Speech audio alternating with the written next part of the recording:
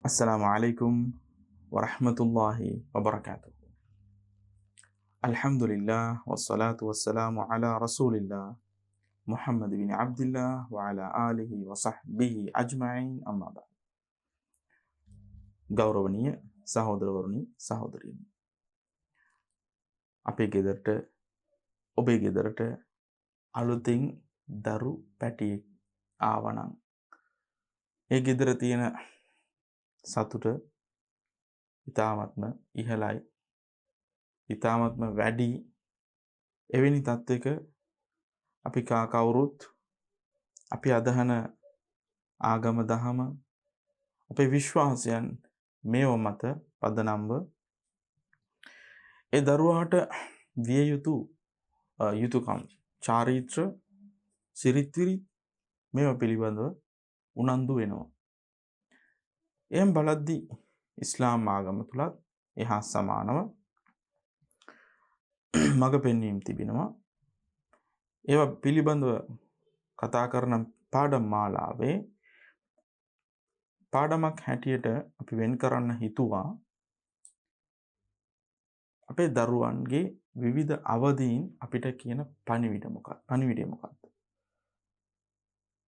ඒක තවත් පුළුල් කරලා අපි මිනිස්සෙයින් හැටියට මුලින්ම දෙවිඳුන් අපිව නිර්මාණය කිරීමේදී මොන විදිහේ ක්‍රමවේදයන් අනුගමනය කළාද? ඊට පස්සේ පොදු ක්‍රමවේදයක් යටතේ ඒ කියන්නේ ගර්භාෂය තුල දරුවෙකුගේ වර්ධනය, කලල වර්ධනය යන ස්ථානයේ සිට කුරානය පිළිබඳ මොනවද පවසන්නේ? ඒ වගේම බිහි වෙච්ච දරුවා, බිහි වුණු දරුවා පිළිබඳව කතා කරද්දී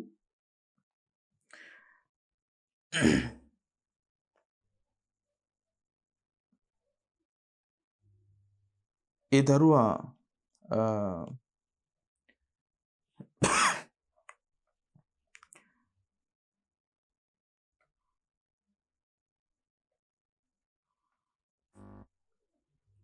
ඒ දරුවාගේ විශේෂෙහි මොන ආකාරයට අපි සැලකිලිමත් වෙන්න ඕනද?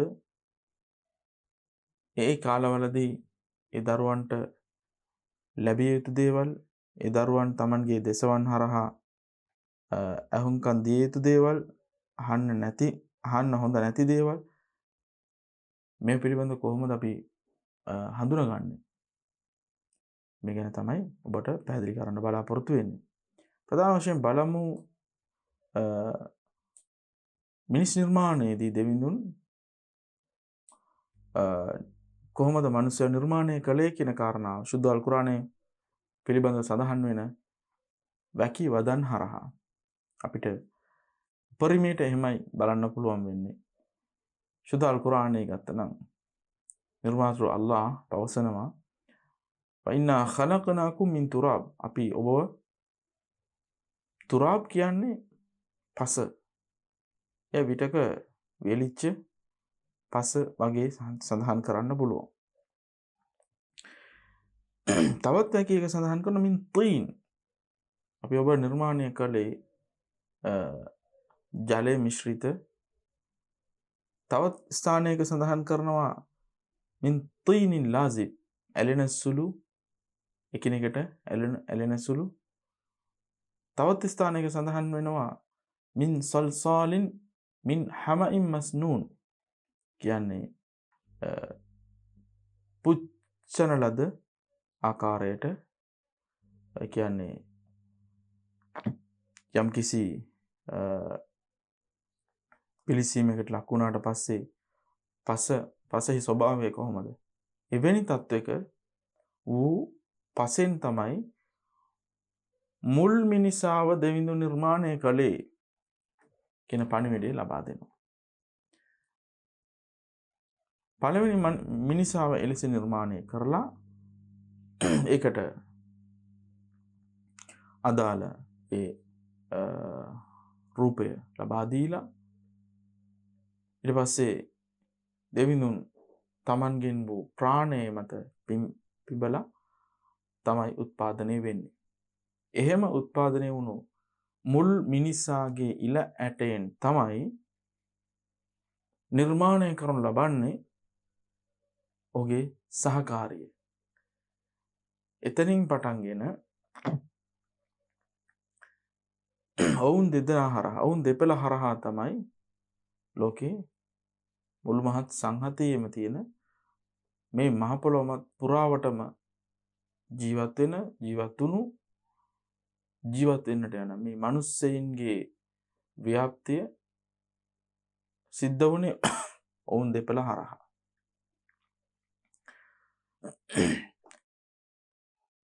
ගර්භාෂය තුල දරුවාගේ වර්ධනය, කලල වර්ධනය පිළිබඳව සඳහන් වෙලා තිබෙන වැකි, සුද්ධ වැකි මොකක්ද කියලා බැලුවොත් ශුක්‍රාණු පිළිබඳ සඳහන් වෙනවා.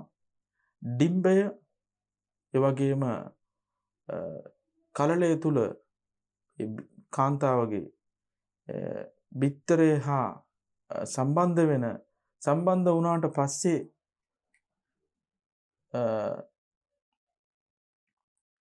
නුත්ෆතුන් අම්ෂාජ් එකිනෙකට ඇලුණු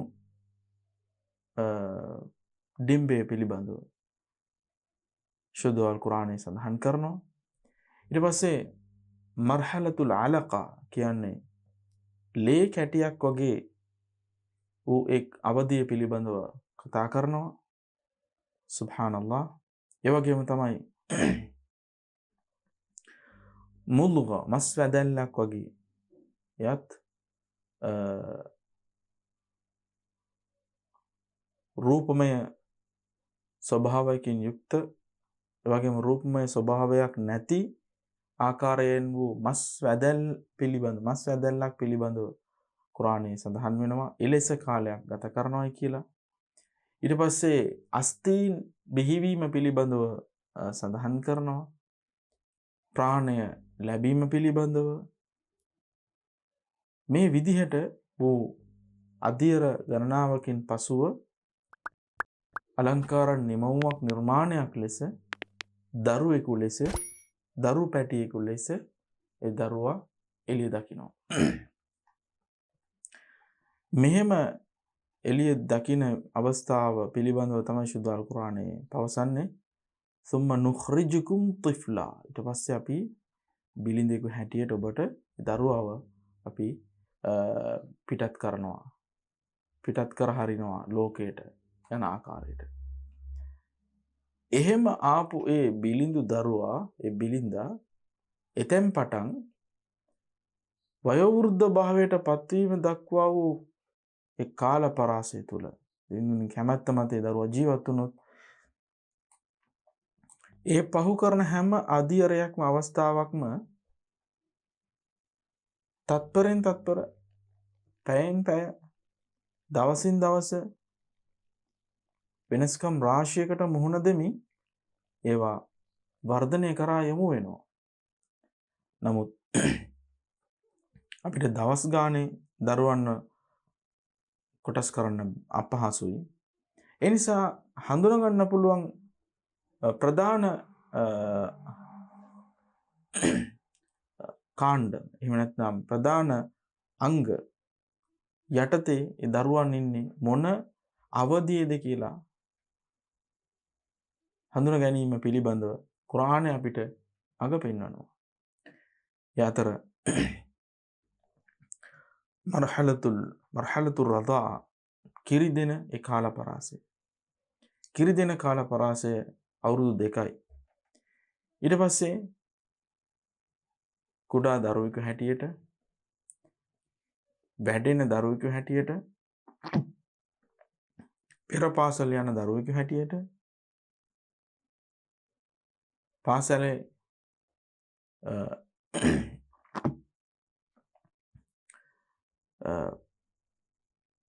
ප්‍රථම අවුරුදු 5 පාසල් කාලය තුල ගත කරද්දී එතනත් ප්‍රධාන වශයෙන් කොටස් දෙකකට බෙදෙනවා ඒ දරුවන්ගේ වයස් කාණ්ඩය අනුව. මේවා අපිට දෙන පණිවිඩය මොකද්ද? ඒ පිළිබඳවත් අපි සැලකිලිමත් වෙන්න ඕනේ. ඒ සියලුම කාල පරාසය තුල මම ඒ පිළිබඳව ඔබට මෙන්න මෙහෙම පැහැදිලි කරන්නම්.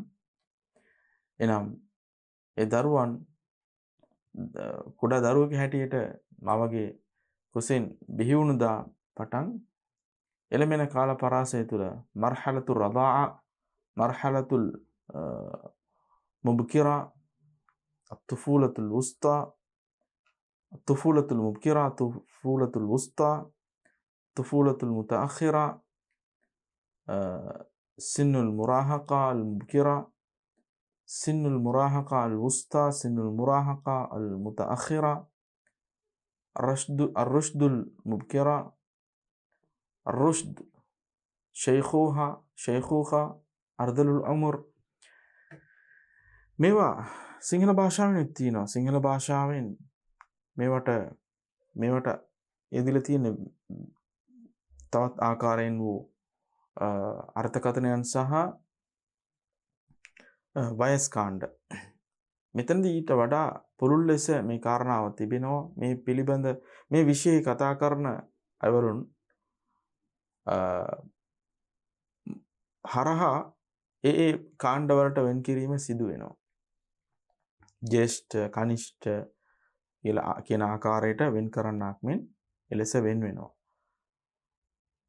මේ තුලින් කියන පණිවිඩය මොකක්ද කියලා බැලුවොත් අසවල් දරුවා දැන් ඉන්නේ මේ වගේ මානසික මට්ටමක. අසවල් දරුවා ඉන්නේ මෙන්න මේ කාරණාව තේරුම් ගන්න පුළුවන් හෝ තේරුම් ගන්න බැරි මට්ටමක. මේක තමයි එතනින් ලැබෙන පණිවිඩය. එතකොට අපි වැඩුණු අයවරුන් හැටියට හැම විටම සැලකිලිමත් වෙන්න ඕනේ. ඒ දරුවන් මොන අවදියේද ඉන්නේ? ඒ දරුවන්ගේ හිතට සෞම්‍ය විදිහට, ඒ දරුවන්ට ගැළපෙන ආකාරයට, ඒ දරුවන්ගේ යහපත් මානසික වර්ධනයට ඉවහල් වන ආකාරයට අපි පරිසරය හදා ගන්න ඕනේ. ඒ දරුවන් දකින දේවල්, ඒ දරුවන්ට ඇහෙන දේවල්, මේ දේවල් පිළිබඳව කතා කරද්දී ඒ දරුවන්ට කුඩා කාලයේදීම ලබා දිය යුතු යහ පුරුදු මොනවද? ඒ දරුවන් අවසර ගැනීම පිළිබඳව ආගම ඇයි අපිට කියන්නේ? දරුවන් යම්කිසි ප්‍රයිවසි ස්ථානයකට එහෙම නැත්නම් පුද්ගලික ස්ථානයකට දෙදෙනෙකු පමණක්ම සිටින ස්ථානයකට කාන්තාවක් පිරිමියෙක් අඹු සැමියන් හැටියට සිටින ස්ථානයකට යද්දී අවසර ගැනීම පිළිබඳව ආගම උගන්වනවා. මොකද ඒ දරුවා දැකිය යුතු සහ නොදැකිය යුතු දේවල් කියලා තියෙනවා. ඒ අවදීන් වල ඒ දරුවන්ගේ වෙනස්කම් පිළිබඳව සාකච්ඡා කිරීමට ඔවුන්ට ඒව හඳුන්වලා දෙන්නත් ආගම අපිට උගන්වනවා.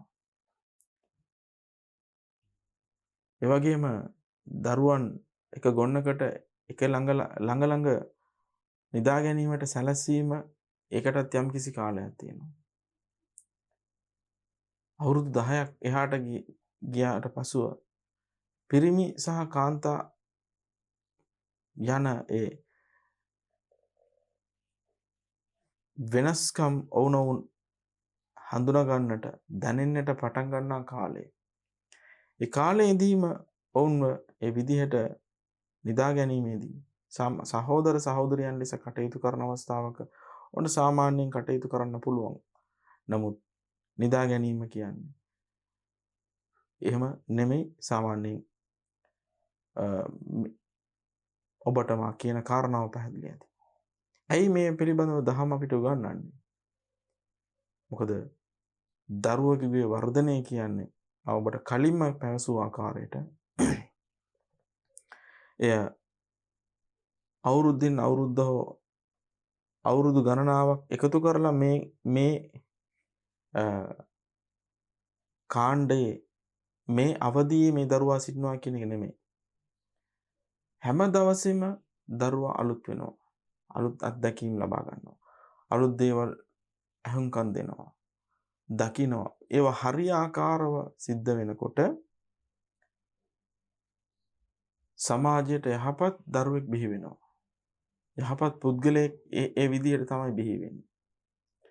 එහෙම නැතුව හොඳ නිරෝගීමත් නිර්වුල් මනසකින් යුතු දරුවන් පවා පසු කාලයේ සිදුවෙච්ච අනපේක්ෂිත දැඩි දරුණු සිදුවීම් හමුවේ මානසික වශයෙන් කඩා වැටීම කියන්නේ නිකන් ඒ වචනයක් පමණක් නෙමෙයි. ඒ දරුවන්ගේ සම්පූර්ණ අර ස්ටයිල් එකම වෙනස් වීමේ සන්දිස්ථානයේ හැටියට ඒවපත් වෙනවා. ඒ නිසා දරුවන්ගේ මනස ආරක්ෂා කරගත යුතුයි. දරුවන් හැදෙන වැඩෙන මොහොතේදී හැම විටම ඒ දරුවන්ට අපි ඇහෙන්නට කතා කරන වදන්වල මේ හැම දෙයකම යහපත් මිනිසෙකු නිර්මාණය වීම සඳහා වූ මූලික අංග තියෙනවා. ඒ පිළිබඳව දැනුවත් කිරීම සඳහා තමයි මේ පාඩම අපි වෙන් කළේ. ඉන්ෂාඅල්ලාහ් ඊළඟ පාඩම තුළින් ඔබ සැම හමු වීමේ බලාපොරොත්තු වෙමින් දැනට ඔබගෙන් සමුගන්නවා. ජසාකුමුල්ලාහු ඛෛරන්. අස්සලාමු අලයිකුම් වරහ්මතුල්ලාහි වබරකාතුහු.